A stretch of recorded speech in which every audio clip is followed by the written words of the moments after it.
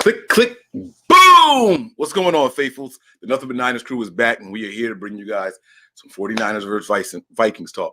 Now, listen, guys, there's a lot going on in the world of 49ers today. We're going to break all of that down right here. We've heard a couple of press conferences. We've seen some of the pundits coming out starting to talk now, and it's looking really nasty and disrespectful out there, but we're going to get to all that. Before we do, we have to go through some formalities. If this is your first time here on the YouTube page, we'd like to thank you, okay? Make sure you guys hit that like button if you enjoy what you're seeing today and if you enjoy what you're hearing. All right, also, make sure you guys hit that subscribe button. It's very important so that way you can get a whole list of every video that we do. And if you want notifications right away, as soon as we do it, you got to hit that little bell. Turn on your notifications so you know exactly when we're going live. But not all videos are scheduled the way this one was. Some of them are impromptu, so we do breaking news videos and all that. Make sure you guys are locked and loaded, okay? So you don't want to miss that. Give us a follow on some of our social media pages. We have a Twitter and a Snapchat, all right? So make sure you guys are locked in there. Those handles are nothing but ERS for the Twitter and Snapchat. Also, give us a follow on the Instagram and the Facebook page, okay? Over 15,000 deep on Instagram, on Facebook. That is boss over there, okay? So Nothing But Niners, spelled all the way out. Last but certainly not least, we have the website. It is your one-stop shop for any and everything 49ers from us here at Nothing But Niners, okay? www.nothingbutniners.com. Make sure you guys get busy over there, okay? That is the place to be. All right, you can see our social media pages. You'll see our podcast. You see our videos. You see the fan page dedicated to you guys. You're in your game day attire. You rocking an old Frank Gore jersey, all right? Maybe you got on the nice little Scully. Ignore this one, guys. Ignore this one. But maybe you got your Niners Scully on, okay? Your beanie or whatever it is. Send us those pictures, okay? We want to see all of that stuff so we can put it up on the website. You can send it to us via email. The email is nb9ers@nothingbutniners.com. That's enough of the formalities. With no further ado, I'm your guy, 49ers Mike _NFL, and I got my man Wayne Breezy over here. What it do, big dog? Hey, man, let's get to talking, man, because, yo, it's hot right here out on these streets. Let's get it popping, baby. Yeah, man, I don't even know where to start with this one. I'll be honest with you, man. I'm all over the place. My emotions are high. I'm feeling angry. I'm feeling antsy. This is the longest short week of my entire life, man. Like, this is crazy. Yeah. That's all I'm gonna say, baby. We going back. Hey, look, I love everything that's going down in the media world right now. And the thing I love the most is that they letting us fans do the talking. The 49ers not saying anything. They gonna calm us down before the storm, before they set the storm. It ain't gonna be a storm. They're gonna create the storm. I want y'all to understand that. And now I'm ready to talk my shit, because all this time I've been keeping my mouth lipped up. Cat's been saying, be humble, be this. Nah, you be humble. I know how to be. I'm a fan. I've been a fan since 86. I'ma be humble, bro. I done seen us win. I done seen us lose. I done seen us get back to this point. I saw us lose again, and I'll be damned if it's gonna happen this year in 2020. I'm gonna tell you right now, these 49ers are ready. I know y'all may think, oh, they ain't played in 2 weeks. Oh, that's not how they been preparing. They ain't take a week off. If you listen to the presser, Kyle said it wasn't a bye. A bye is when you go home and see some family members and you go you go out to a movie. Nah, these cats was back at work from day one, just waiting to see who they were going to have to face. They are prepared for glory. They're going to anticipate pain, and they're going to bring the faithful. They're going to make the Vikings believe in them. It's going to be crazy on Saturday.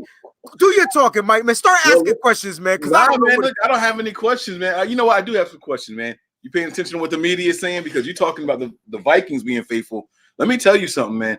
Did you see the CBS poll? Yo. Did you see the 8 writers for CBS? Yo. 7 out of 8 picked the Vikings? You know what? Pro Football Talk picked the Vikings? Is this recency bias? I mean, come on, man. What is possibly? How is it that this team all of a sudden? And listen, I've been the one saying this is not the matchup. They match up, and we're gonna get to that. We're gonna break down some of the stuff that's gonna happen in this game, right? How we're gonna try to predict what happens in this game. But 7 out of 8, dog. Like this is wild, man. I've never seen that much disrespect, yo. You're talking about a 13-3 team, the number 1 seed in the NFC, who's beaten 5 teams that with winning records. How many teams the Vikings beat with winning records? 2? Five, two. The Saints and I forgot the other team. That's right. That's the point. Right. That's my the point. damn point. And they didn't look, man. Look, you know what? It's gonna be crazy, man. It's gonna be crazy, yo. And I expect this game to be. You want to know the tone of this game? The tone is gonna. It was the Eagles. The Eagles. Those are the. It was the Eagles. It was the Eagles. I'm sorry. That's why you can't remember them. It was the goddamn Eagles, bro. The tone they're gonna set. Just think of the Green Bay tone setter game. It's gonna be like that. It's going to be that tone. It might not be as many as 50 points in the Carolina game, but the 49ers is coming out to score points and to take away points. Now, look, man, look, I watched, you put a poll, you put a tweet out today. It was like, yo, has anybody ever watched any of the other Viking games, man? You know, if I'm gonna keep it a buck. I have, you know what I'm saying, and I ain't watch them extensively. Like I probably go back and watch them now just to see what we going up against and blah blah blah. But I did watch them, and they were goddamn boring, bro. They were the most boringest football games. Our 9-0 victory against the Redskins was more exciting than any one of their games. The Vikings had 2 exciting plays. Now, don't get it twisted. Dalvin Cook is an amazing running back. He's a phenom in the NFL. You just got to hit him right, and guess what? He'll get injured. Look, all I'm saying is the 49ers are going to come out and try to punch the living breath out of somebody on Saturday. Because they are seeing this disrespect. They're seeing it. And the only acceptable, it's not even acceptable. The only way I can even fathom this disrespect, fathom why these writers, these beat writers, these analysts, they're saying that is because the 49ers haven't played playoff football yet. That's the only thing that kind of makes any small increment of sense for them to go ahead and pick again. And maybe they on drugs right now. Maybe they didn't come off they high because Kirk Cousins made the 2 best throws of his life against the against the team that they play that we beat as well, right? So I'm thinking that's what it's coming down to. But hey, man, keep, like Sherman said, yo, don't change up now. Keep doing what you're doing, because we're just gonna come out here and play football. You know, it's weird. I've been listening to a lot of the pressers and everything. We heard Shanahan out there. I gotta take this off my head. We heard Shanahan out there. We heard from Robert Saleh. We heard from George Kittle, Richard Sherman, Fred Warner. There was a ton of pressers going on this week, and it's really good to Buckner. That's right. It's so good to hear from some of these guys and everything, right? But they all seem, except for Richard Sherman, they all seem like they're containing excitement. Mm-hmm. Every single, even Shanahan at the presser, you know, I get a lot from Shanahan's body language when he's doing his pressers and everything. Mm-hmm. And he was like, I was listening to it when it was live. I was driving, I was working. So I had it on. I couldn't look at it, but I was listening to it. And I came home and I put it on the big screen. I pulled it up on YouTube and I'm watching him. And he's got like this smirk. He wasn't smiling, but he wasn't, you know, aggressive. He wasn't angry. He wasn't negative. It's like this confidence. It's this quiet. It's the calm before the storm. The quiet storm, baby. You can see it on all of these guys, on like every single one. And by the way, the reason why Richard Sherman ain't like that, it's all business right here. Oh, this is all business. This is all business. Listen, and Mike, don't get it twisted. Sherman mad. Oh yeah, sure. You know why he mad, Mike? He was on the second All-Pro team, and you got guys. Not the first. The second. Yeah. The second. And he outplayed some of the dudes on the first. Okay, and he's still in the. Look, man. Sherman all business though. He's always been all. Sherman hasn't been that you mad, bro. Sherman, in about good 5-6 years. Coming back though. Right. Back though, man. So this game right here, you're gonna get something. This is where we're gonna be able to create a new meme, and I'm glad because ain't too many motherfucking gifts on Richard Sherman and 49ers. I need to get on y'all work, faithful. Give me some gifts, faithful. I will get them joints out, faithful. Let's go. See him out there, man. And you guys see the Twitter handles right there. Send them to us, man. We can't wait to talk about it. So listen, man, you're talking about Richard Sherman. That's a good place to start this game, man. How are the Vikings going to attack our defense? Okay, so their offense, everyone's been saying all week long, oh, it's very similar to Kyle Shanahan's and da-da-da-da-da. Listen, it's not that similar. It's really not. So do they have a fullback, Mike? Yes. Okay. They do use a fullback sometimes, right? Okay. And I they think use a lot of 2 tight ends. Yep. You know, they like to keep you in the base settings and things like that. They're not going to come out with a lot of 3 wide receiver sets or anything like that. Mm-hmm. But when they say it's the same, it's like saying, does your team have a 3-4 defense or a 4-3? 4-3 defense, yeah. That don't mean that they're all the same, though. Not every 3-4 defense is the same as all the other ones, right? I'll put it to you like this. They have the same operating system, but the Niners are a little bit of an upgrade, all right? Yes, they're both PlayStations, but we're the PlayStation 4. You get what I'm saying? No, I got it. So when people sit there and say, you know, they don't use all the wrinkles that the 49ers use, okay? So I want to know how they're going to attack this 49ers defense, because I think that these teams match up well. I've been saying it for a long time. So I'm going to give you my thoughts, and I want you to talk me off my ledge, okay? Because if I'm the Vikings, one, I'm grounded and pounding. You have Dalvin Cook. You have to use him. He looked good. His legs look fresh, and for good reason. He hadn't played in a while, right? He's just getting back. He's getting healthy. He's getting his groove. And you know what they have on their side? Those football callus. You know, I was talking about how Joe Staley and Mike McGlinchey looked bad their first game back, right? A little bit too much time off, right? Not that I think a bye week is a lot of time off. However, it's still time off. These guys just came off of a game, right? They played a late game. They had to spend the day traveling, and they're playing on the day before Sunday. This is a really short week for them. This is not as much time as they used to. They have those football cows. They're ready to come in here, and they're ready to be physical, okay? Their offense, and they have weapons out here. They got weapons, bro. You absolutely right. Does not have to be phenomenal, but he's not as bad as people are making him sound. Okay. I might trash Kirk Cousins, but I will agree with you 100%. If he was that bad, he wouldn't have got $84 million. So let's just call it like it is. Now, we know that he's not bad. It's going to be hard to talk you off this ledge up for the simple fact that you really pointing out their strengths, right? That they do the same thing we do, but I think we do it better, right? They like to run the ball. They want to establish the run.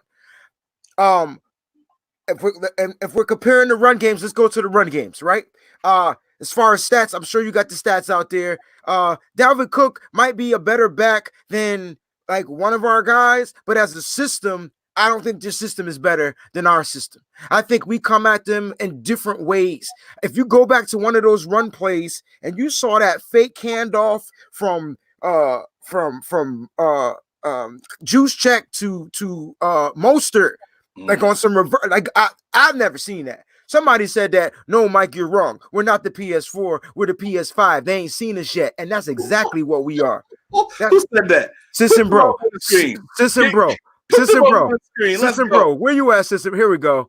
Get him up there. Get that man some shine. Oh, I don't know if it's assistant bro. So we're going to give you some shine. All right. Because that's exactly what we are. And this is why I'm going to talk you off this ledge, bro. We have a 3-headed monster running back. They have one guy that you have to contain and keep track of. Dalvin Cook got beat up last game. Don't think the Saints didn't hit him. He just finished with 94 yards in the rushing TD that I still thought shouldn't have been a rushing TD because I went back and watched it about 3 or 4 times. And I thought that my man Davenport hit that cat so hard. I don't know if it was Davenport or the other guy, hit him hard to where he never crossed the plane, but they gave him the TD. The goal is to not let Kirk Cousins get you down the goal line, and you ain't got to worry about Cook taking it in on that goal line. We got 3-headed monster running back system, okay? We have not seen the Matt Breida, but we know what Breida can do. We have not seen as much from Coleman, but we know what Tevin Coleman could do, and the one that you have seen is the one that they're going to have to try to figure out a game plan for. Listening to Coach Kyle Shanahan's presser made my mother freaking day. Not because he was sold on Tevin Coleman, but the simple fact is the way he broke it down. He said Tevin Coleman offers some things that these other running backs can do. He's a little bit stronger. He's a little bit ground and pound. Mike, I'm going to take you back to episode like 36 of this season when you said that, and I quote, you said this, but I feel like you don't believe this. You said that Tevin Coleman is the setup running back. All right, now let me break that down for you just in case you forgot what that means. Tevin Coleman is going to come in the game and get you to 2, 3, 4 yards. If he gets you 7, if he gets you 8, that's a bonus. But he's setting the game up for slow to where now their linebackers are going to react quicker to him. So that means as soon as you switch the pace of the back and you run a different play for the faster back to hit the hole or the outside zone, them linebackers are looking for this guy right here. It's totally different. Same thing. Imagine Mostert runs better to the right. Breeder runs better to the left.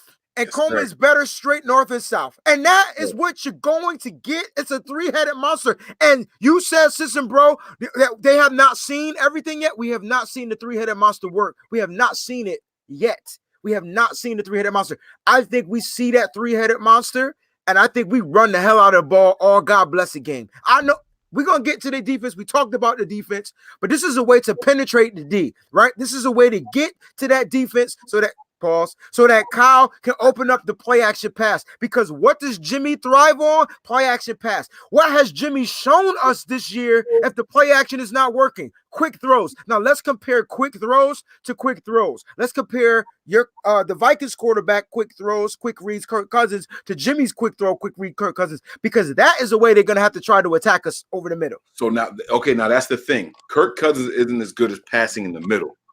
He's a better passer to the outside of the numbers. Good. Thank you. Right. Mm-hmm. But what that means is there's no avoiding Richard Sherman. He's going to throw to Richard Sherman. He has no choice. He'll throw to Akello Witherspoon. They have established that Akello – have we been on since they said this? They've established that Akello Witherspoon's going to be starting? We haven't. We've been arguing. The conversation's been continuing. All right, so then let's backtrack a little bit. The 49ers, Akello Witherspoon confirmed at a locker room. I won't call it a presser, but the press got him there at the locker room. He said that he's going to be starting.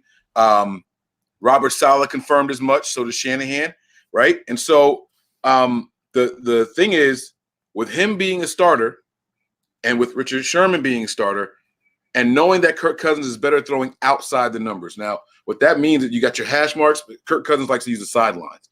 Less likely for interceptions and tip passes to go the wrong way. It's smart ball to throw to the sidelines, but not everybody can do it because the distance is further, especially if you're throwing from between the hashes. So I think we're going to see something a little different. Now, Kirk Cousins isn't the kind of guy that's going to be running all over the place. He could try. Right? We want him to. Right. He'll roll to his left, and he'll throw that way, and he's okay doing that. He don't like to roll to his right, and he don't like when the play breaks down. Kirk Cousins is a rhythmic quarterback. So that means snap the ball, drop back, you get your back foot, deliver. It's the same stuff that makes Kyle Shanahan's offense look good, right? When Jimmy's doing that, the offense looks like it can't be stopped. Same thing for Kirk Cousins. But the difference is Jimmy likes to throw across the middle of the field between the numbers. Yeah, that's good. He doesn't like to throw to the sticks. That's crazy. I just thought about that. Kirk Cousins is the outside guy. So that means that he's going after these corners. The thing is, this game, the defense, if we're going to be successful, they have to get after Kirk Cousins. And I know we say that about almost everybody that we go up against, right? But I really mean it. And I'm not talking about Ford. It's going to come down to Bosa, in my opinion. I think, Mike, that, and you're right.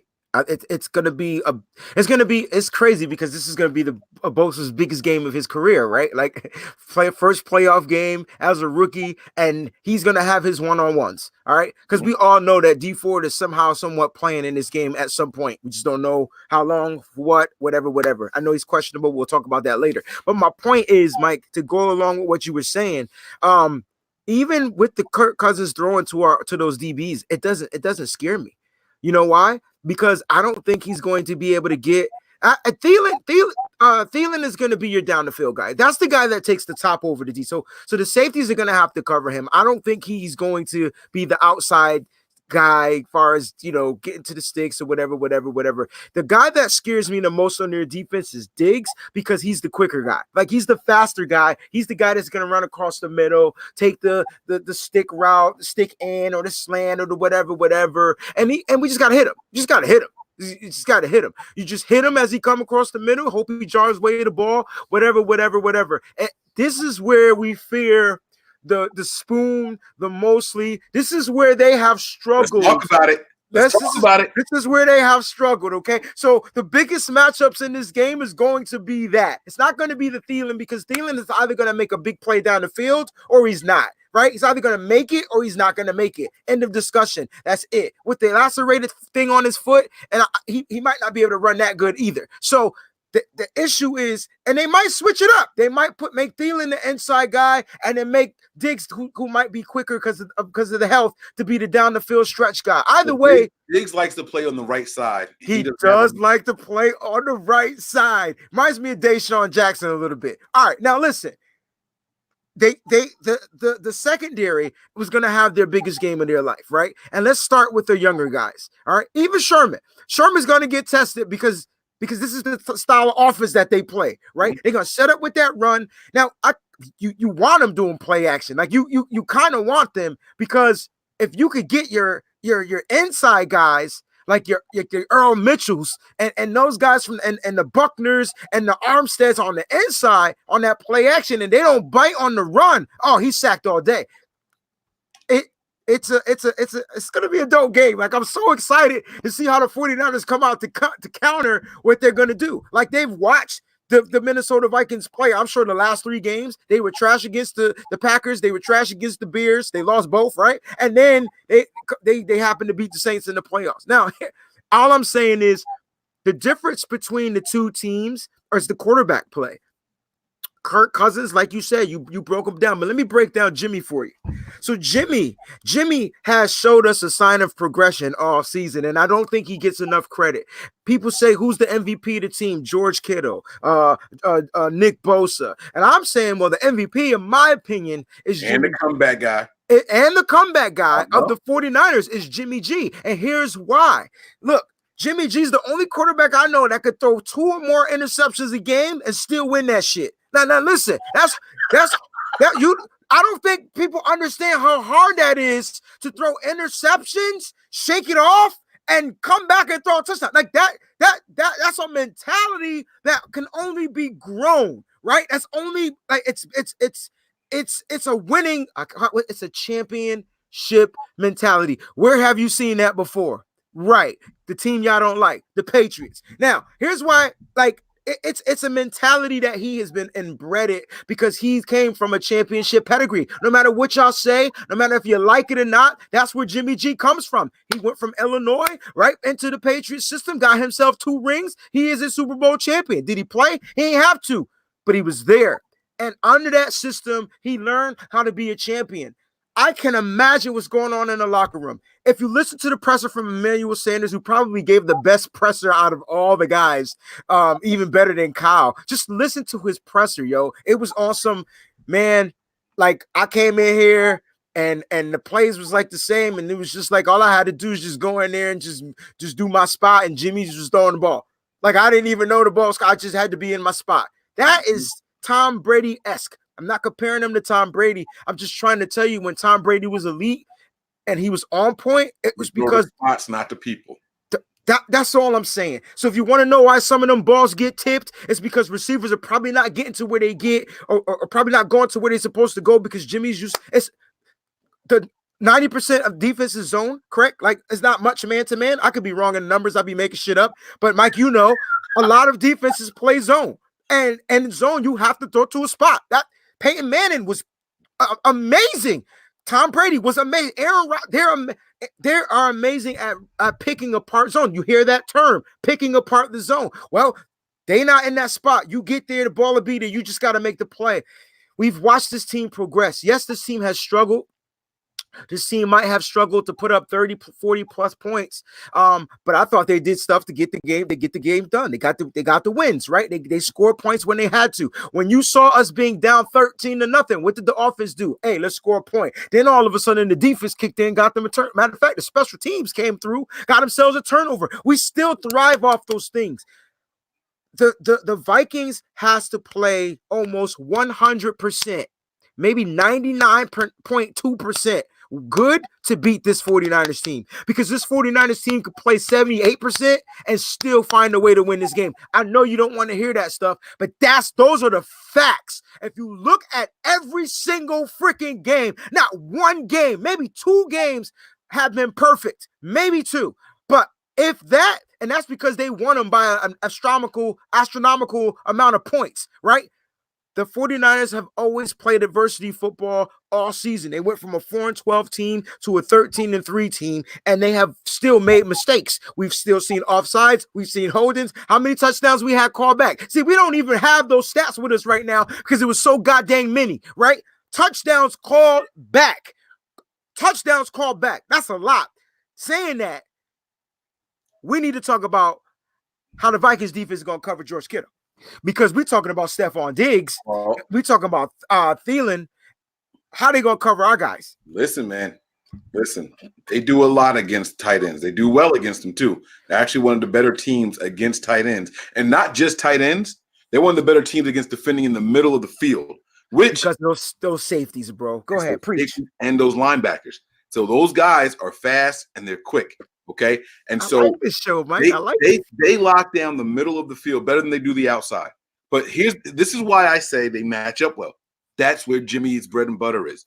Jimmy's bread and butter is the middle of the field, 20 yards or less, between the numbers, not outside the numbers, between the numbers, and that's exactly where their strength is. Right now, people are going to say, have they played any elite tight ends yet? You know, yeah, they were locking down tight ends, but who have they played? They've played some good tight ends too, but they haven't played George Kittle. George Kittle is on a different level. Now, I don't think that you lock down George Kittle. I don't think you shut him out of a game. I think you can hope to contain him. I think that's the best thing that they can do with George Kittle is to minimize the damage. You don't stop a rabid dog from biting. You hope you don't get bit too much. You get what I'm saying? That dog is going to bite. That's what George Kittle is. He's going to go out there and he's going to attack. He's going to bite. You got to hope to minimize the damage. That's what you do. Now, I do think that there are ways that we can get them. There you go. That's over the head of the middle of the field. You know what I mean? Now, but Jimmy's got to be willing to take those shots. Okay? That defensive line is no joke. The way that they're moving those boys around, Danielle Hunter and Everson Griffin, the way that they put them on the edge and base downs, and then when it's passing downs, they move them inside because they got some young rookies that they like, some young bloods that they like coming off the edge. So now all of a sudden you got 4 pass rushers, like real pass rushers coming at you, right? And you have to be prepared for this. And this is the difference between Jimmy Garoppolo and Kirk Cousins the most, right here, right? When that pressure's coming, Kirk Cousins says, "Nah, I'm throwing this away." That's it. He's getting rid of it, right? I'm not. He's smart. I don't want to sack. I'll throw it away. Jimmy Garoppolo going to stand tall. He's going to look that pressure in the face, and he's going to try to deliver a strike every single time. Jimmy Garoppolo doesn't fold. And that's going to be the difference in this game right there. It's about which quarterback can stand up to the pressure, because it's going to be pressure on both sides. Absolutely. You best believe there's going to be a lot of quarterback hits by both teams in this game. Yeah, these are probably like top 2 teams with quarterback hits probably in the league. And I think Minnesota's like number 1, if I'm not mistaken. Like they up there. And it's gonna be about which quarterback can stand the tallest and not flinch or flinch less. So here's my question to you, Mike. Do you feel like Jimmy should try to throw that dart, hold that ball the longest? Should he take the sack? Should he get the ball out? Because we have to make as minimal mistakes as we possibly can. And you know what? I'm at the point where I don't care if Jimmy G throw an interception. I don't want an interception at the line. I don't want a tip pass at the line getting batted down, being picked off, and it's a pick six. I'm okay with the interception down the field that gets picked because Jimmy G trying to make a play or he throws a bad throw. It's those ones right there, I feel, that hurt this team the most. I think Jimmy has to stand there and make those throws. That's his style. I think you're right. Even if it's not his style, it's definitely not Kirk Cousins' style. He's not going to do that all game. Right. Kirk Cousins might give you that the first quarter or two, but he's not going to want to do it. Jimmy has been doing it. I talked about it on one of the shows earlier this week where Jimmy was talking about I threw a pass and wasn't sure it was going to get there because I got hit as I was releasing it. Jimmy is wired to stand there and deliver this throw. I know I'm going to get hit. And that I'm telling you right there, that's going to be the difference in the game. Both of these teams run the ball well. Right. Both of them run the ball well. Right. Both of these teams defend tight ends well. Yes. We have the best passing defense in the league. That's not a question. We're not number 2. We are number 1 as far as yards allowed per game. We are number 1, right? But here's the thing. We are better when the pass rush gets home consistently. Okay. Now, remember I told you that it's a rhythmic offense. It's drop back. When you get to the back of your drop, you have to throw. That means that you're only covering for 2 or 3 seconds. That's what the rhythm is. That's when both. I don't care if it's Keller Witherspoon or if it's Mosley. When both of those guys are good. It's when plays start to extend and they got to play. Where's the man? Watch the man. And that's when they both start messing up. And we're wrong here because Kirk Cousins, what did I just tell you? He's not going to stand there and deliver. He'll throw it away. That's not Kirk Cousins' ball, bro. And we haven't really touched on that. We know that Akello has given up 4 touchdowns the past couple of games, and we've watched Mosley get burnt as well on certain routes. But we haven't talked about how the pocket broke down. Like we didn't talk about that, the fact that the play was extended. And usually when the play is extended, it's extended so that the quarterback can complete the pass, right? I mean, that's why it's extended. We don't see it. We just see it when the pass is thrown and the ball is either caught or not caught or whatever. And we're just like, oh my God, he got burnt. So yeah, that's what we see, Mike. So you gotta understand us fans, like that's the first thing we see. It's not till we go back and break down the tape and get our person that come on and say, hey man, he pass broke down, man. Pocket was like he was out of pocket and he extended the play and his back was turned. And then that's when I gotta eat crow. So you're right. It's not that Akello is bad. It's not that Mosley is bad. It's just that according to what we've seen, like they looked bad. So what we got to do is, you said it, you got to get to the quarterback. Even if you don't sack him, pressuring him to make a bad pass, to make a pass, just the pressures. And I think this is the game, yo. I think that our D-line matches up better against their O-line than their D-line matches up better against our O-line. Call me a homer. I just think that's what it is. I think I know they got some good tackles. I know they got them rookies in there. But listen, I ain't never heard of them rookies' names like I heard Nick Bosa. Nick Bosa didn't even play his final year in college. All right. So all I'm saying is, if the matchup is 1-on-1 and Ford is on their other end, you heard our brother Tony say it. Tony said, which one you gonna protect? The speed side or the blind side? Like the other side. Power side, right. The power side, which you gotta pick. You gotta pick, and you can only chip to one. Because if you chip to both, it's over. It's a wrap. It's over. And see, and here's the coolest thing, right? This is why you can't protect from both, right? You only got 5 linemen. You might maybe have a tight end in there, okay? You put 2 on one side and 2 on the other.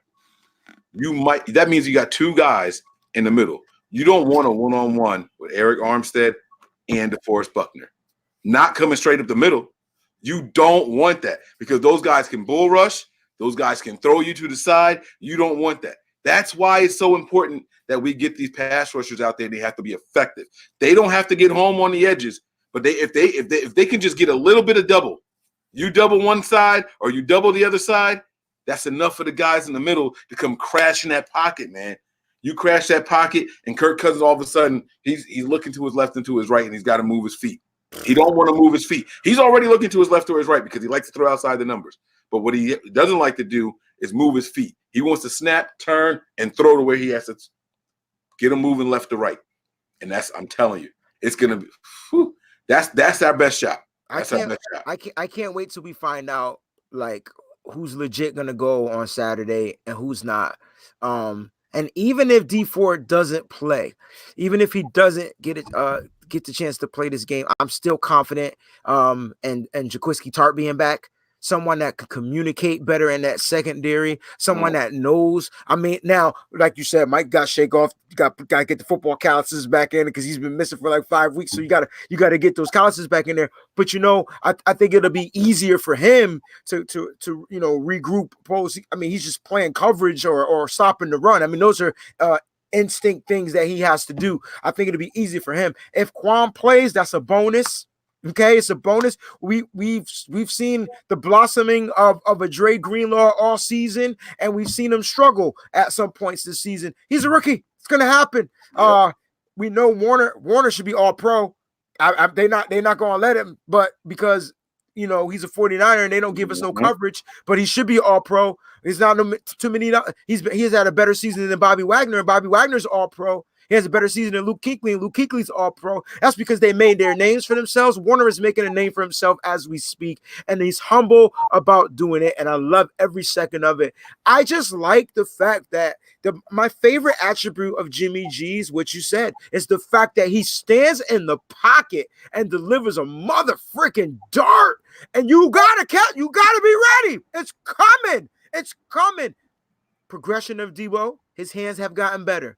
Emmanuel Sanders came in, ignited this offense. I think when Sanders was implemented into this offense, it awakened a mother freaking sleeping giant. Kyle said, "Oh my God, I could do this if he's doing this, then I could do this with this, and then this with this." And you could take a back seat. You could sit down. I'll call you when I need you. Every now and then, he gives us a little Richie James, right? Every now and then, you might see a pass catch to Dante Pettis, but he mainly has his guys. And there's one guy that's going to always be Jimmy's go-to, and that's going to be George Kittle. And I don't care what you say. I don't think there's anybody in this motherfucking NFL that can stop him.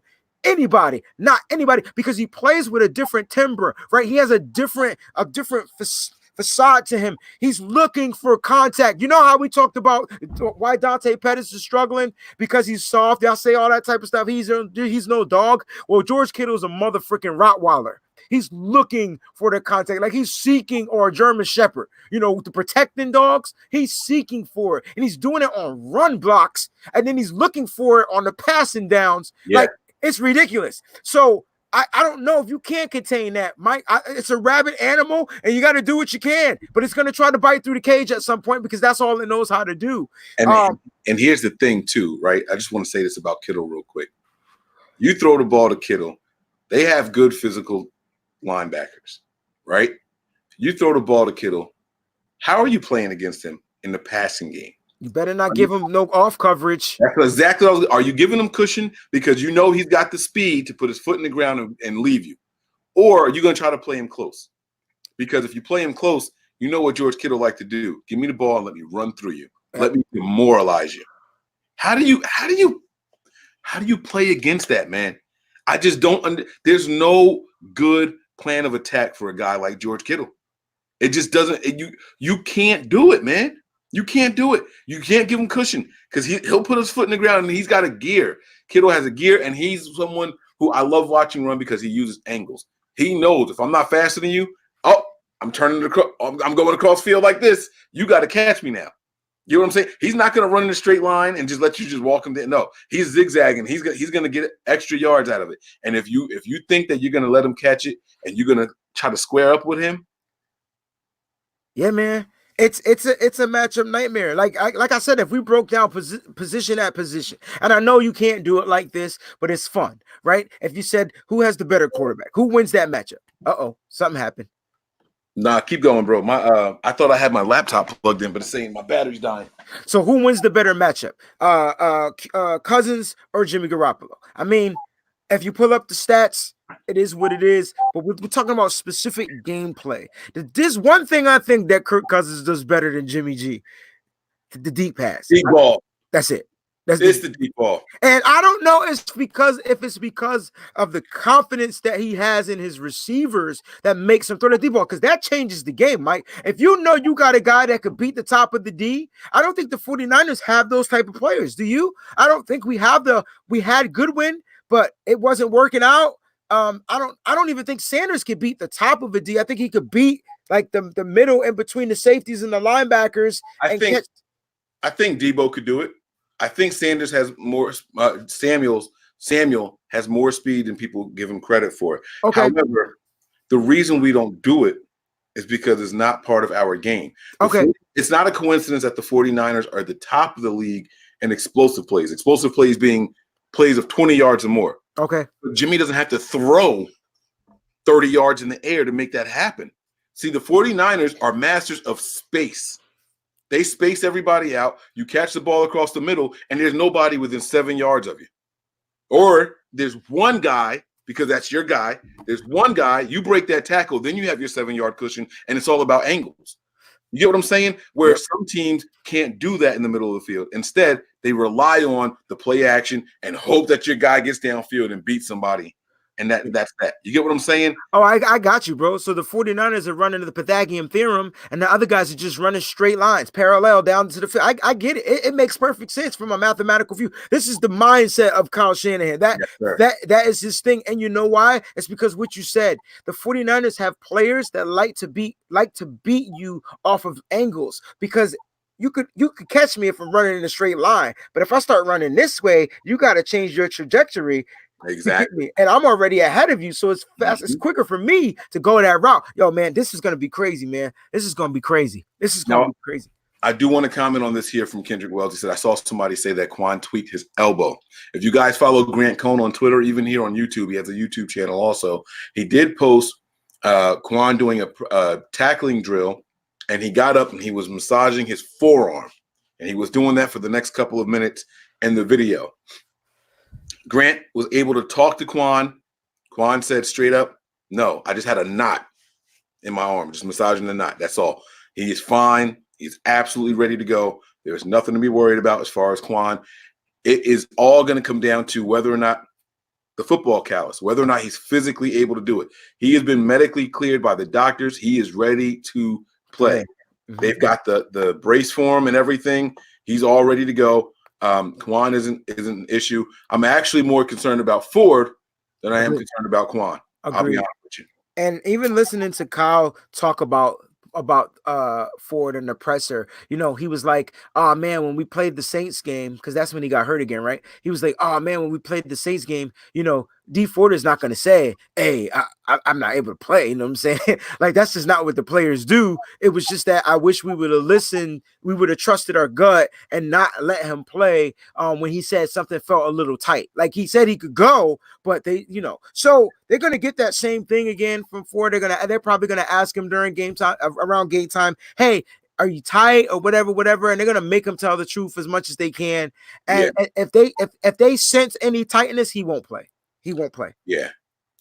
I think that Ford's play will be restricted this game, and I don't think it's going to be due to his health. I think it's going to be due to what the Niners need. If this game gets one-sided, if there's any chance that the Niners are up, you get what I'm saying? Oh, like, his ass is wearing the NFC Championship hat. Yeah, exactly. Like I don't see them using him too much. Now, they might let him if he's completely healthy, and the Niners are up 2 scores. Maybe the Niners are up by 17, something like that. I could see them bringing him in there, right? Yep. And then it's third and long. Go get him. Just that. That's it. He's not coming in on first down. He's not coming on second down. Just coming in there to go get after it. You know what I'm saying? Like, I think that's how they end up using him for the long run, because he's more important for the future. Exactly. Oh, and speaking of that, man, we still got a bunch of fans out there that feel like we should cut him after this season. And I'm going to let you have the floor. It's your show. But I'm going to let you have the floor and break why that's the silliest thing you've ever heard in your life. Cut who? D Ford. I lost my motherfucking ring. Go ahead. Listen, your wedding ring? Nah, my thumb. I had the ring for the thumb for the 49ers, the 5th championship ring. But go ahead. Oh, man. Okay. It just fell out of my seat somewhere. Oh, all right. No. Listen, see, the fans got so spoiled with how good the defense was playing those first couple of weeks. They started saying, "Oh, well, we don't need this guy. We can move on from him. We don't need this guy. We can move on from him. We don't need that guy. We can move on from him." What these fans fail to realize is it wasn't these 11 guys are good. It was the abundance of weapons that we had. It was not Nick Bosa. It was not D Ford. It was not Eric Armstead. It was not DeForest Buckner. Instead, it was Nick Bosa plus D Ford, plus Armstead, plus Buckner, plus Ronald Blair, plus DJ Jones. It was that really, really deep rotation of very effective players, right? Armstead ain't coming back next year. Blair might not come back next year. And y'all talk about getting rid of Ford. Who's your rusher off the other side? It's not a coincidence that the 49ers are adamant about trying to get this guy back out there. He's got a tweak. They were aware of it when they traded for him. They were aware of it when they redid it, when they gave him a contract. Because you got to remember, that contract that he got didn't come with him from Kansas City. Right. They renegotiated. Yeah. And they renegotiated. They negotiated it and signed him to that deal. He was on a tag when he got here. He was supposed to be a one-year rental. They did the medical. They saw what the injury was. They talked about the plan. Can you give us anything this year? He said, yes. Corrective surgery in the offseason. Welcome back. That's the plan. They are not getting rid of him. And if you do, you are destroying the depth of the defensive line, which in essence is destroying the strength. There you go. It doesn't make any sense. So we're not going to talk about that ever again. All right. I just wanted you to break it down for everybody because that it's not silly in essence, because if they feel like he's only giving us 30% of whatever, he was brought in to do just that. Mike just said you bring him in on third down. You want not every team has the luxury, guys, of having a specialist. Okay, he's a specialist. That's like saying you get a bunch of sore throats. You go to the regular doctor. The regular doctor says, "Man, I'm gonna send you and recommend you to the ENT." You're gonna go to the specialist. You don't see the specialist every week. You see the specialist maybe once every 2 years, right?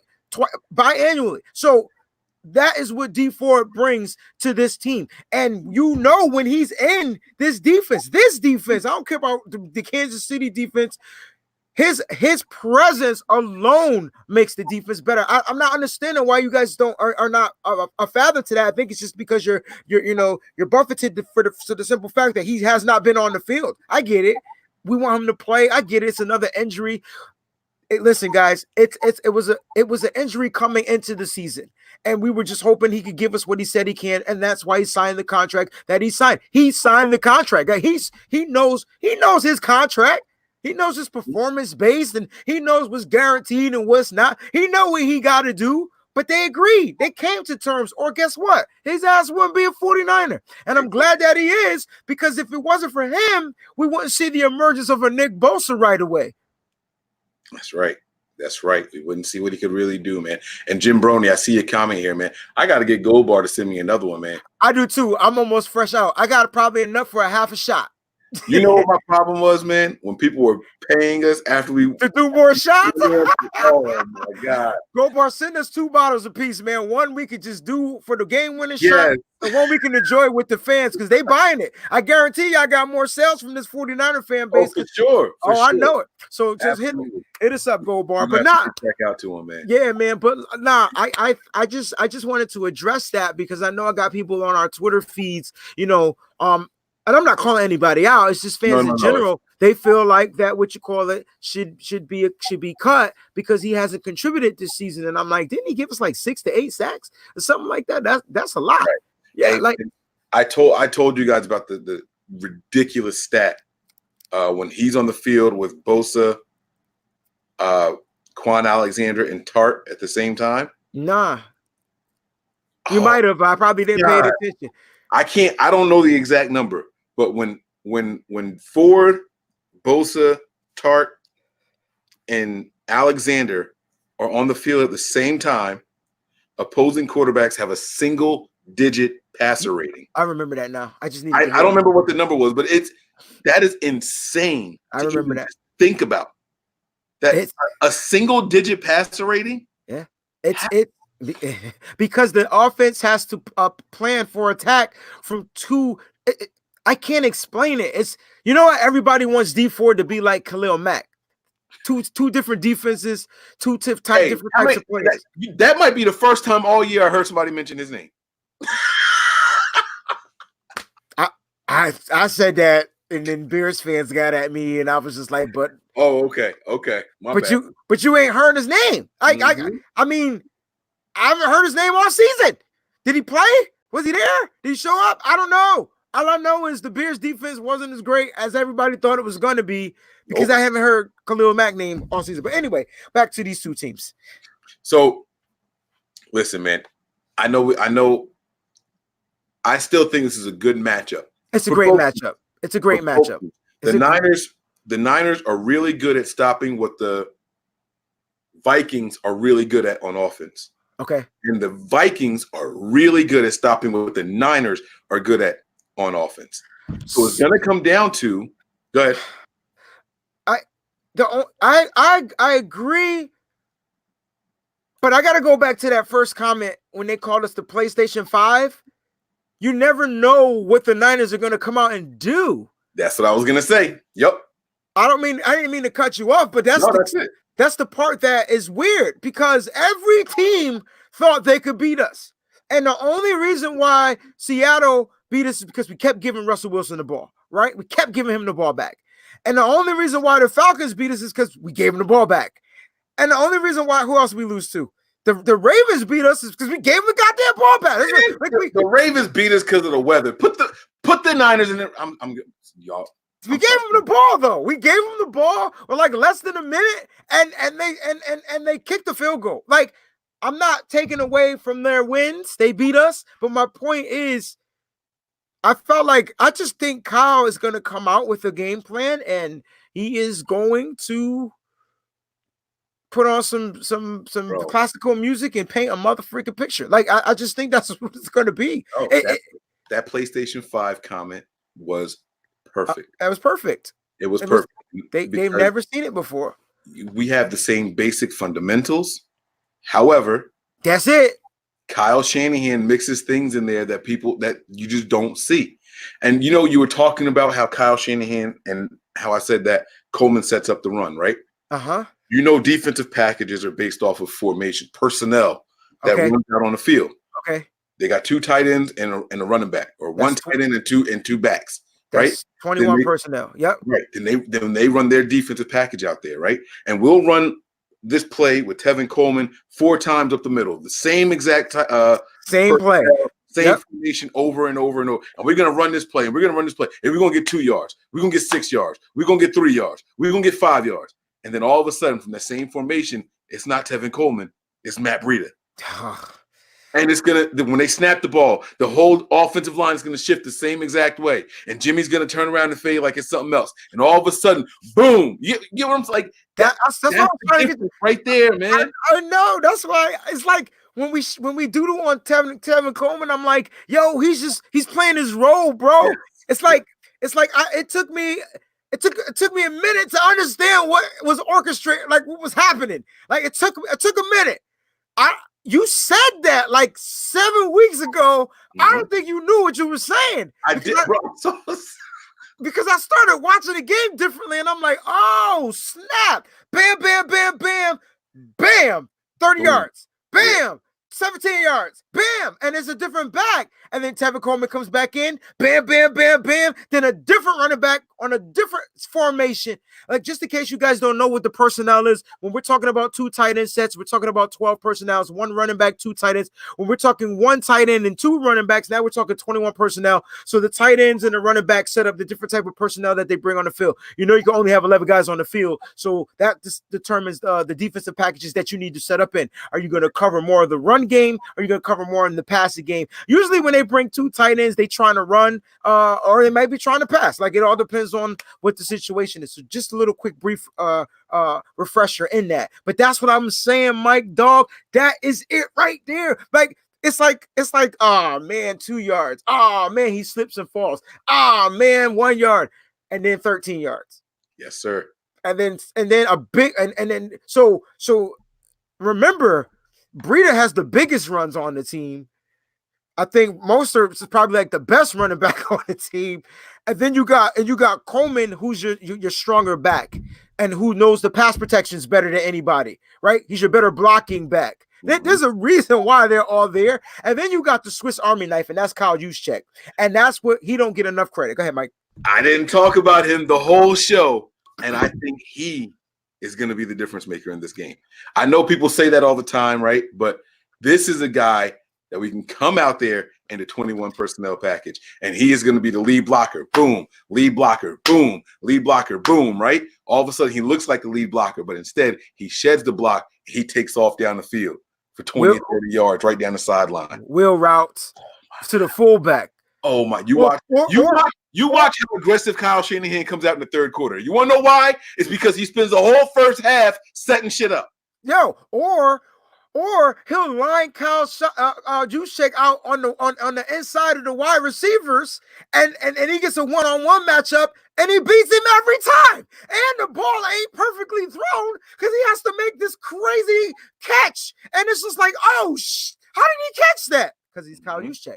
It's Kyle has pieces that we just weren't seeing being put together in the beginning, and now as 49er fans, we can sit here and say we are witnessing like the birth of a dynasty, because all they're going to keep doing, guys, is getting better.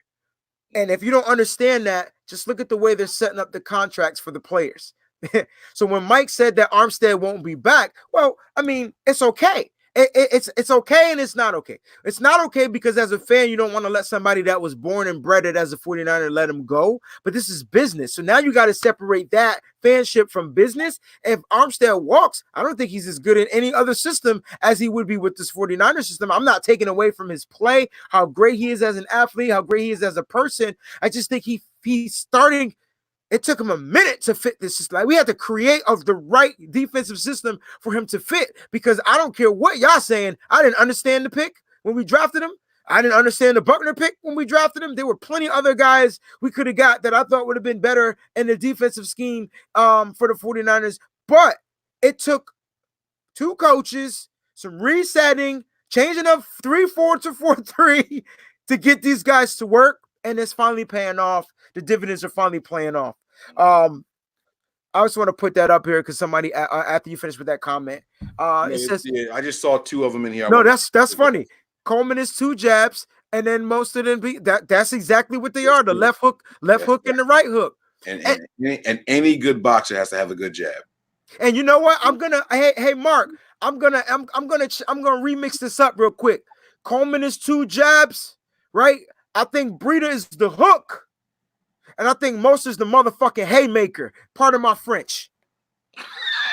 And then I saw the comment from Gallagher where Robert Saleh at his presser said that, despite what the numbers say, Ahkello Witherspoon actually wasn't playing that bad, or he wasn't at fault. Sometimes he was covering for people and all. I wasn't going to bring that up. I am over defending this dude. Like, I'm telling, when I say I'm done, I am done defending him. People can think whatever they want, man. I'm not, but Gallagher, I did see the comment up there. Now, you said you had another comment you wanted to pull up. You can go ahead. Yeah, I forgot because I started seeing more. But I want to say, where's that? Where'd they go? My man Richard Gonzalez. I'm gonna put these in order. Yo, January 14th, happy early birthday, Richard Gonzalez. With my boy Niner by Nature. January 16th, my boy Niner by Nature. Hey, I'm January 15th, baby. We're gonna do this shit. This is a trio. You see me? That's why we winning this weekend. So we could party, we could drink gold. That's not gold bar. I don't got no more. We could drink, we could party, we could get crunk, we could get skunked, we could get it popping. Is Niner by Nature January 16th, or is it Big J? Oh, my bad. Is it I don't know. Big J? I'm asking. I don't know which one it is. I don't know. He got to explain it. Write another comment. I just wanted to post those two because we got 14th. Big J's on the 16th. I think Niner by Nature's telling us, my bad, Big J. Happy early birthday. I'm on the 15th. So we got 14th, 15th, 16th. That's the many games we need to win to get that Super Bowl. And that's what we're going to do. Let's go. Hey, my daughter's birthday, my baby, Wait. January 16th. Is that Ari? Aria? No, Elena. That's okay. The baby. Okay, my bad.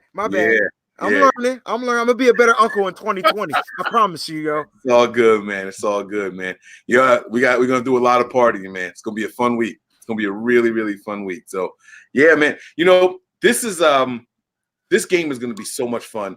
It's going to be nerve-wracking, but I think we'll have a good idea of how the game is going to go once the second quarter starts. Second quarter. That's when everyone will settle in. That's when everybody's going to be comfortable, and that's when we're going to know, or we're going to flat out know what's coming. Second quarter. I'm going to live by that. And the reason why I say that is because the 49ers haven't played in 2 weeks. So if they come out a little bit slow, I just want y'all to know it's okay. Right. We've seen it before. So don't listen. We've seen being down by 17 points. All right. We've seen being down by 17, and we were victorious. So at least give us that. I'm not saying that's going to happen. I'm just saying don't start freaking out unless it's 18. But if it's 17, you can relax, because that's what I'm not saying I prefer that. I actually like kind of. Don't take this the wrong way, because I feel like Kyle plays more aggressive when we're losing. Yes. I'm not going to be losing, because I want Kyle to be aggressive all game. None of that conservative BS. I want it to be aggressive, because he owes that to the NFL. He owes aggression at these playoffs. Don't forget, y'all keep thinking Kyle got something to prove too. So Kyle Shanahan, if y'all don't remember, in that Super Bowl against the Patriots, lost, right? And he got something that he wants to get off his chest too. This little monkey. We got a bunch of cats with monkeys on their back in this joint. You got Jimmy Garoppolo, who was a backup quarterback, wants to win his own Super Bowl. I love the young core in this game, right? We got a whole, I don't know what it's like. You got Richard Sherman, who wants to stick it to Seattle one more motherfucking time. I think he wants Seattle more than anything. So he wants his own Super Bowl. You got Kyle Shanahan wants a Super Bowl. Like, it's a bunch of guys that wants this to go down that way. So I expect aggression, like at least 47, 48, 50 minutes of the 60-minute game, yo. Yeah, man. Yeah. Oh man. I don't even know where to start. But yeah, you're right. I don't know where to start. I don't know where to end. I'm just excited. Man. This team is gonna. I can't wait till tomorrow's show, bro. I can't wait till we get on here tomorrow and we interact with the fans. We do our over-under. Tomorrow, guys, you guys are going to be able to get on the show. We could do some calls, right? Because I've never done that before, so I want to do that. And then we could get you on the show. I'm not working tomorrow. I took this whole week off so I could be with y'all. I won't be here Saturday for the pre-show because I got class. I was going to say stupid class, but then that would make me stupid because I'm taking a stupid class, so I can't say that. I just got a class I got to take, but I will be there for the game. So not running us off, Mike. There's just so much to talk to the fans about, bro. I felt like we just freaking, I think we're just ready. I'm ready to pop. I feel like I need to bust a nut. I need to do something like crazy right now because I need to explode. It's crazy right now. We've been waiting and waiting and waiting, and I just want to keep it real, guys. Like Mike said, he said it. He said, look, we haven't played. They are coming off of a win. That doesn't mean that they're going to be better, but they already playing a certain sync of football, and we got to come and get back into the flow of things. But I think that our coaches and the veterans on the team will have this team prepared. And even if not, even if there's a slow start, a slow beginning, like Mike said, second quarter, you should start to see the machine churning. And once the machine churns, it's going to be hard to stop. It's going to be hard to stop. So that's the only respect the Vikings getting from me, bro. Other than that, they getting their tails rocked. Yeah, I'm trying to stop cursing, man. It's hard. I'm trying. It's like not when you're excited. It's hard when you're excited. Yeah, actually, right. And this comment that's up here, Go Niners from Utah. This young man, I know him. He used to be a Panthers fan. Oh, wow. I was about to say, I thought he was an Alex Smith fan, but go ahead. No, man. He used to be a Panthers fan, so he's come a long way.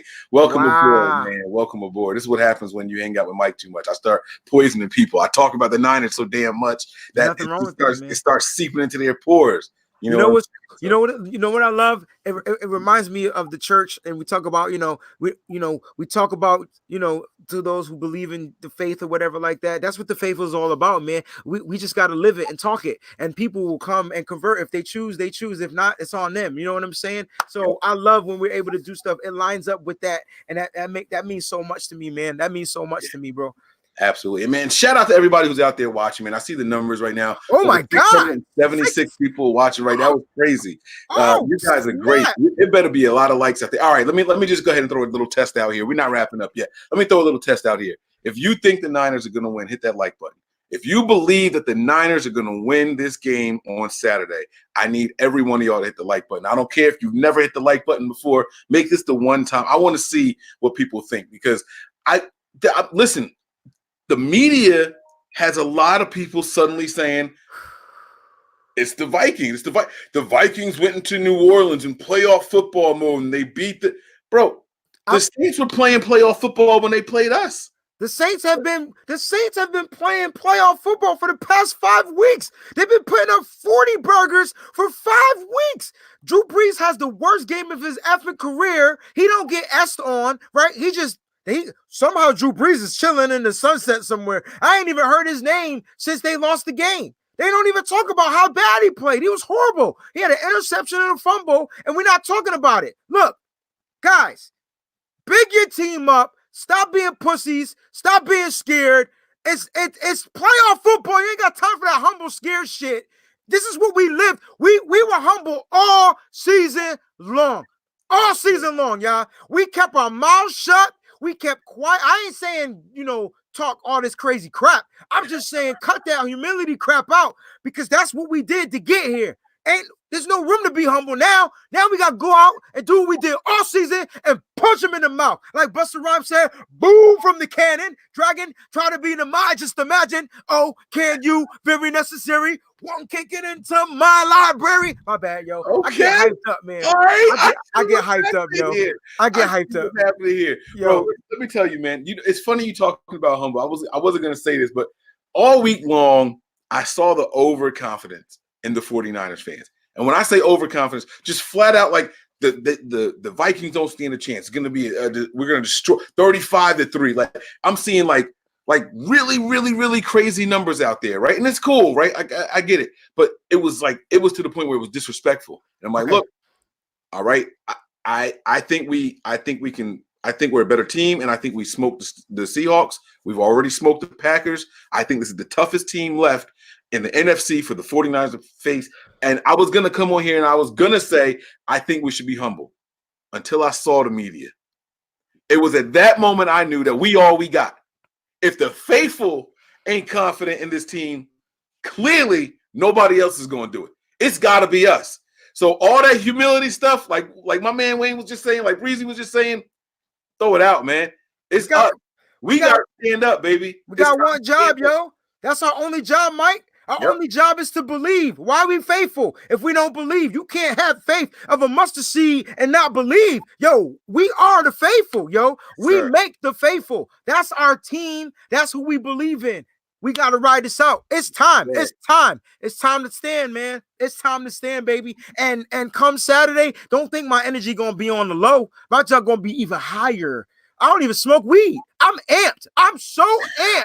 It's gonna be crazy, y'all. It's gonna be crazy. I'm telling you, yo. And I want y'all to know this is me, man. This is just how I am. I get passionate even when I'm teaching class and a student gets an answer right. I'm like, that's what I'm talking. I knew you had it in you. You know what I'm saying? I just get so amped about life because, I got a life story, but we'll save it for another show. I'm just so amped about life, yo. I met my wife. And she like changed my life. Like she just made me just be a better version, find a better version of me to be. And the fact that she was from Tracy, California, which is Northern Cali, blew my mind because I said all my life I was gonna marry a California girl. I'm a Connecticut boy. I said I'm gonna marry. She just happened to be teaching on this side of the country. We Teacher for America. I met her at the school I was working at. We went out. She came to one of my shows and she liked the 49ers. Then I said, fuck it, I'm marrying her. That was it. That's all I needed. That's it. That's all I needed. That was it. There you go. He found a California girl and she was a Niners fan. That's it. It was history. Hey man, and the crazy part is she wrote everything out with me. The winning, the losing, the hardball season. That's when we kind of were together. The hardball season is when we met, right? And that Super Bowl, I threw a party. And that Super Bowl, this Oh, is man. before we started dating. And that Super Bowl, she showed up to the party. I'm like, oh snap, that's what's up, right? And she's in the party, you know what I'm saying? I left the party. I left. And y'all know why I left. You threw a party and you left. I walked out on my wife 2 times in my whole entire life. That Super Bowl party and the motherfucking NFC Championship when Richard Sherman beat us, right? The one that Bowman got hurt. Yeah, that game. Because we were at the pick at the stick.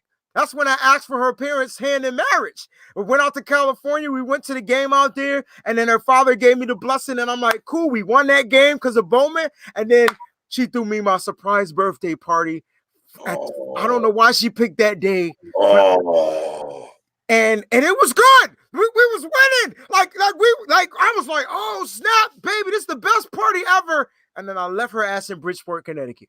And I left. I left her 25 minutes away from home, and I left the party. I can't deal with those losses. You are wild, bro.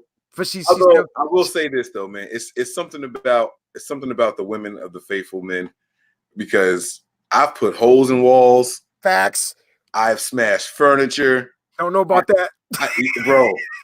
Bro, like chairs just picking up. No, like I used to be bad, and my wife stood by my side through all of that, all of it.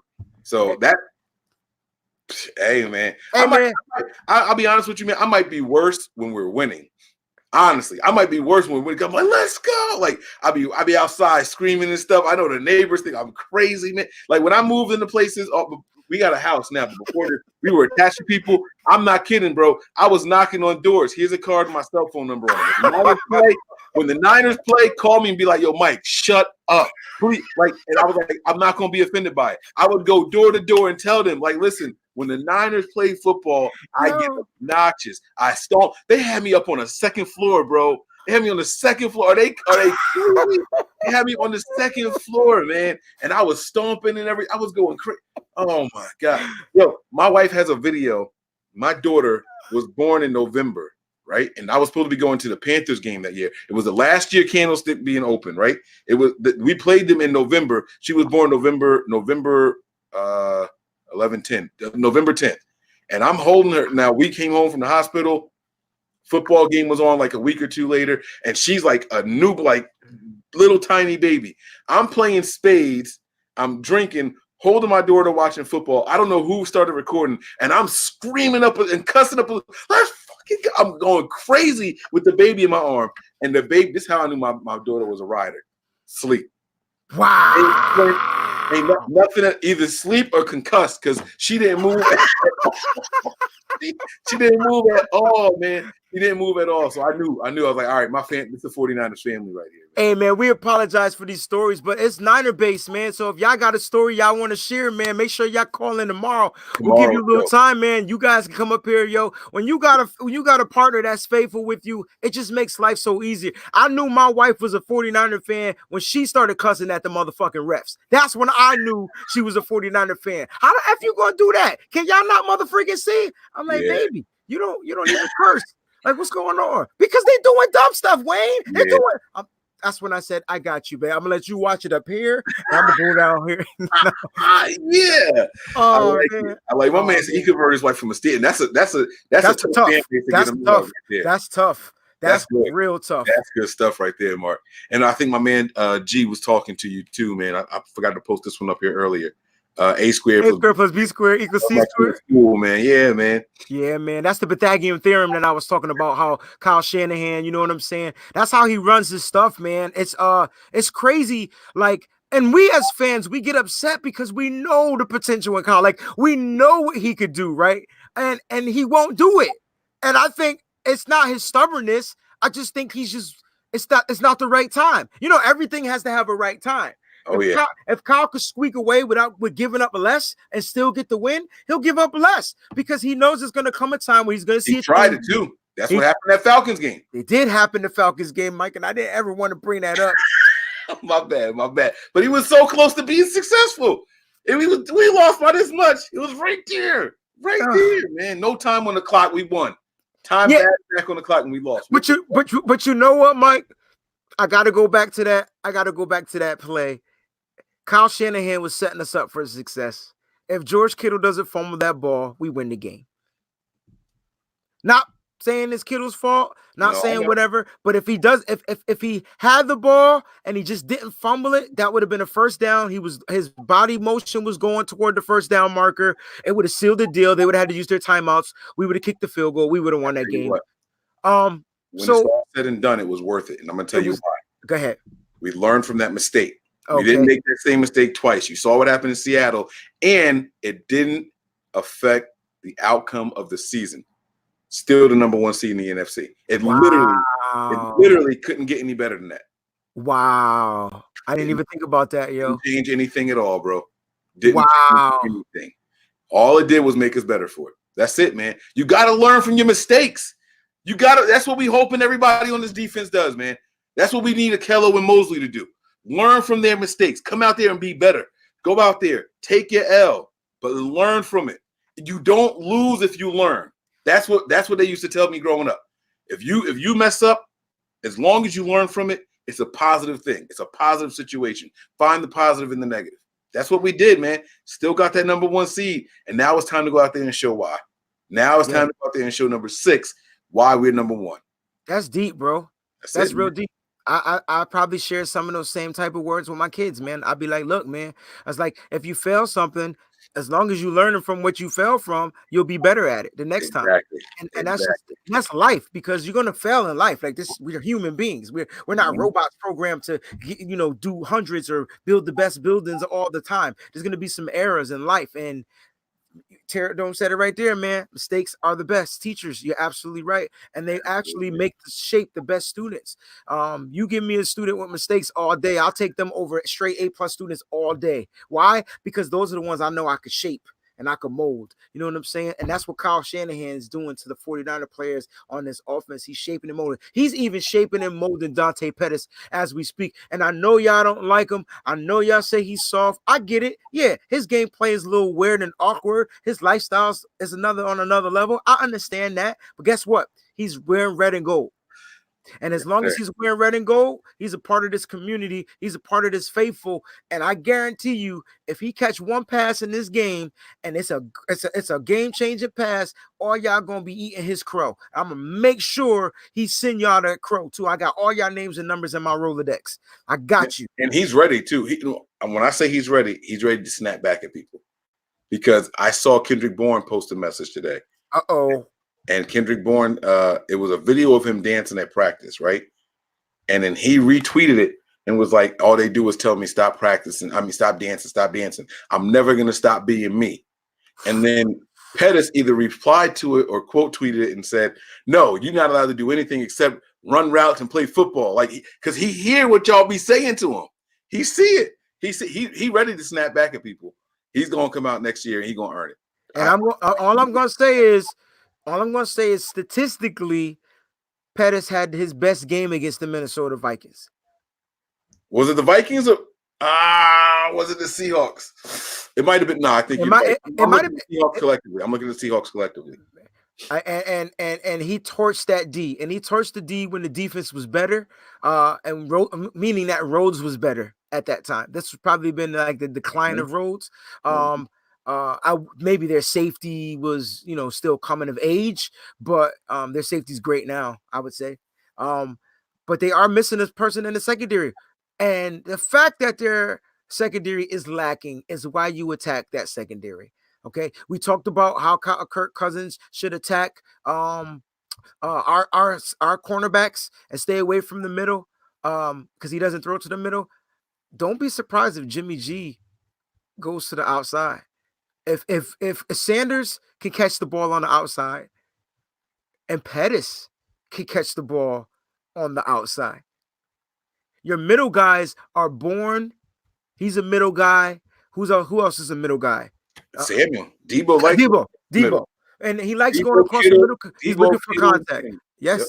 Those are your inside guys. So don't be afraid if you don't see a Dante Pettis design play, because that's what the defense is asking for.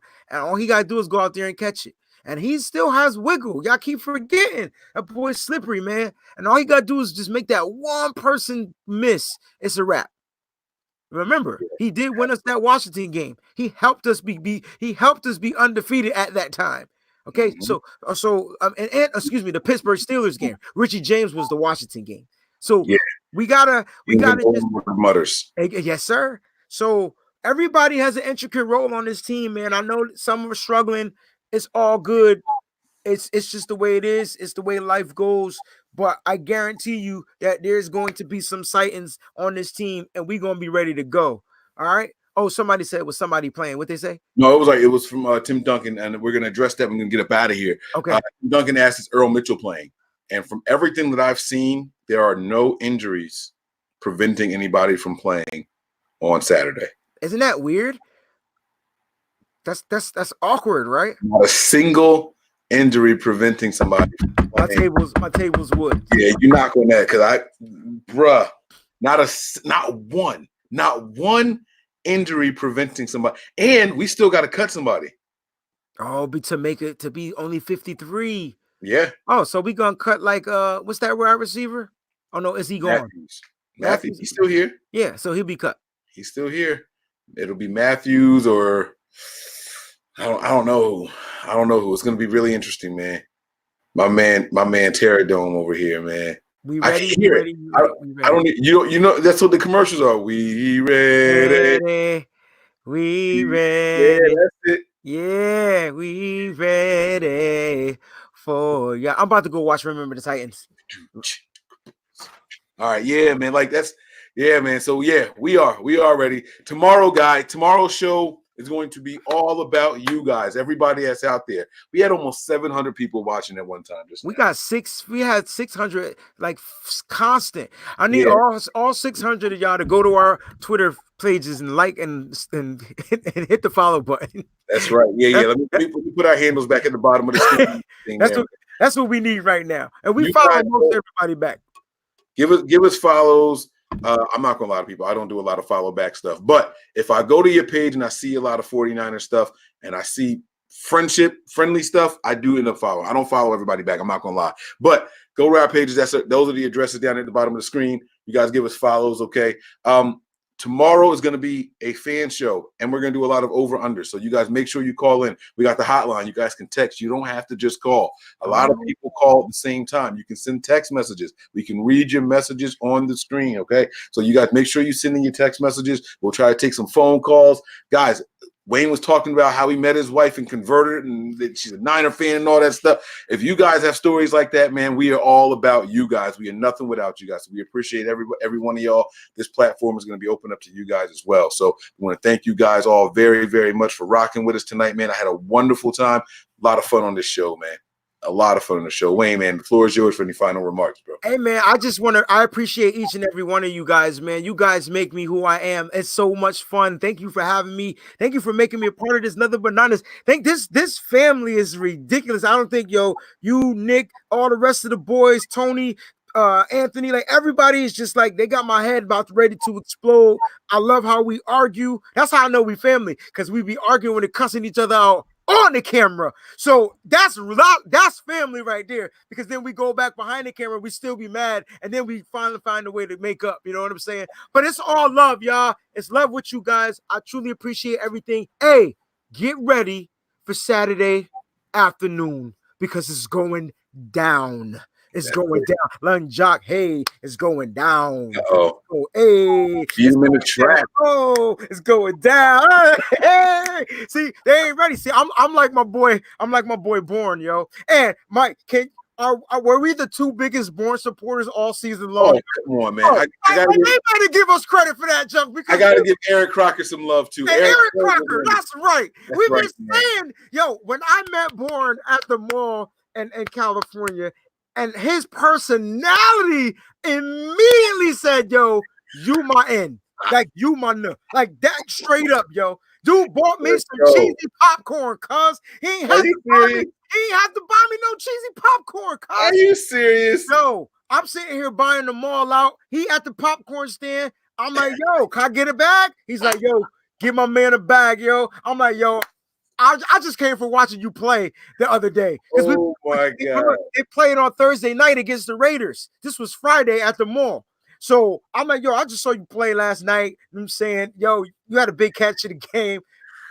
Mad cool, yo. Got me. You got vested interest in that man. Nah, I'm not taking. Nah, let me stop. No, real talk though. I said that he was gonna be good because he led the team in touchdowns last year. I don't care if they were all red zone touchdowns. He made big plays. Like that's what he did.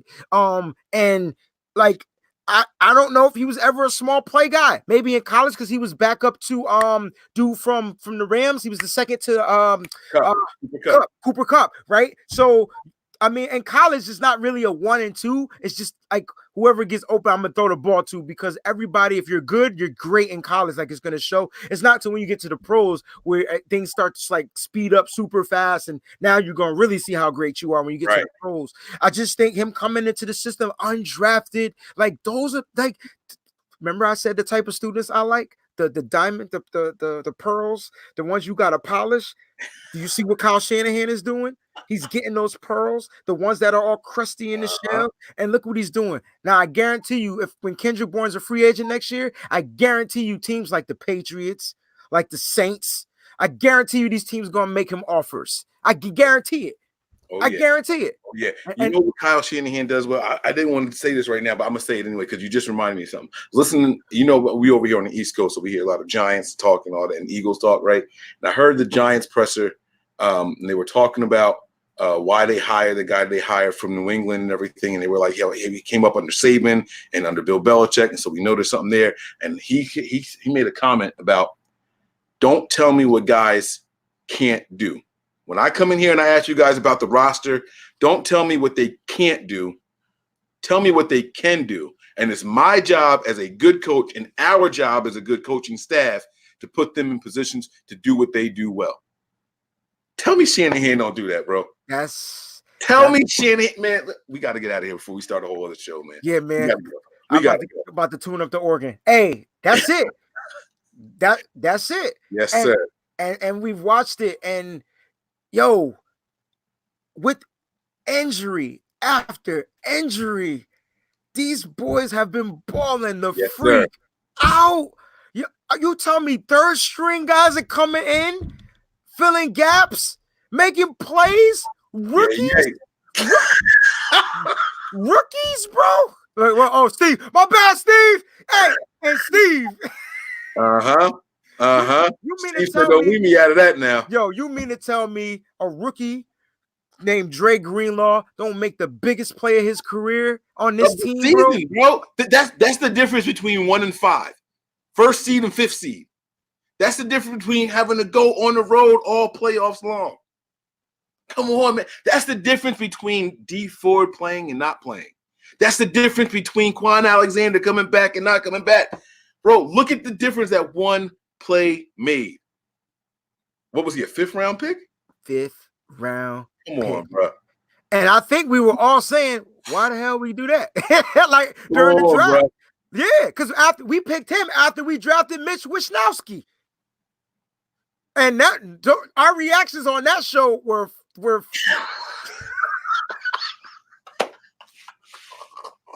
I can't. Yo, let's go, Mitch. Yo, I think Nick's reaction was just like, and then you were like, Mitch, and I'm like, who the fuck is that? A punter? Really? We had like 9 picks and we dropped a punter? Oh my God. Hey man, that was real. Our reaction, yo, that's when I really started falling in love with everything because that's when I got to see you guys be real because your reactions were like, oh yeah. And y'all don't hold back. You can't. You got to be authentic. Listen, man, the people who've been rocking with us since the beginning, they know us too well. They know when we on some BS. Our facial expressions give our thoughts away now. That's how long people been rocking with us. They know exactly who we are, man. They've been following us on everything.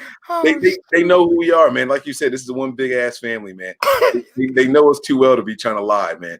They know it. The reactions were priceless, bro. Because Nick was stuck, and then you was just like, "What the like?" And I'm like, "A punter? Like, man." And then who am I? It's gonna be all right, guys. We got us a punter. And then we started watching film, and we were like, "Okay, all right, Okay. And then Bill Belichick went and drafted the punter in the 5th round. So Yeah. I was Didn't like, he trade up to get him too? He traded tried. up He to get traded him. up to get the punter. Yeah, like come on, man, because that's the one that Belichick wanted, and he had to settle for the dude from Stanford. Yeah. What the hell is his name? He's the Stanford punter. Because that's the one Bailey. I think that was the guy you wanted. That's the guy I originally wanted was Bailey, and then this guy was the second guy. Wisnowski was the second guy. Yeah, man, come on, man. I already knew. Man, let's go. All right, y'all. We got to get up out of here, man. I put all the stuff up on the screen. All the formalities are there. You guys saw them already. We're gonna get up out of here, man. I can't wait to do this again tomorrow, man. Don't. You better be here, man. You better be here tomorrow, Wayne. Oh, I'm here tomorrow. I'm off, man. Okay. I'm All right, off, cool. yo. Well, you want to do a late show or it got to be like 9 because that's our California time. That's like 6. Yeah, no, it's Friday, so I don't got no bedtime. I'm good, man. Yeah, me too. Yeah, it's all good. Let's do it, man. I want as many fans to call in. I want to interact with these guys. I want to talk to them. I want to cut some of them out. I want to have fun tomorrow, man. Like tomorrow's gonna be. Oh yeah. It's gonna be fun, man. But thank you, man. Let's close this up, baby. All right, man. Y'all already know the deal, man. Thank you guys again for checking us out. Make sure you guys hit that like and subscribe button. Turn on your notifications so you know exactly when we're going live. That's gonna do it for this evening's episode, man. I hope you guys enjoyed it. Prepare for glory. Anticipate pain. Always. Remain faithful. These comments is crazy.